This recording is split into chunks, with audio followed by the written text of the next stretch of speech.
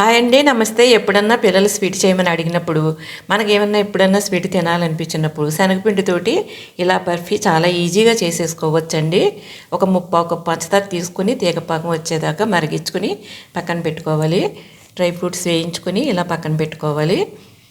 ఒక పావు కప్పు బొంబాయి రవ్వ వేసుకుని నెయ్యి వేసుకుని బాగా ఫ్రై అయిన తర్వాత ఒక కప్పు శనగపిండి వేసుకుని బాగా ఫ్రై చేసిన తర్వాత అప్పుడప్పుడు కొంచెం కొంచెం నెయ్యి వేసుకుంటూ ఇలా ఫ్రై చేసుకోవాలండి.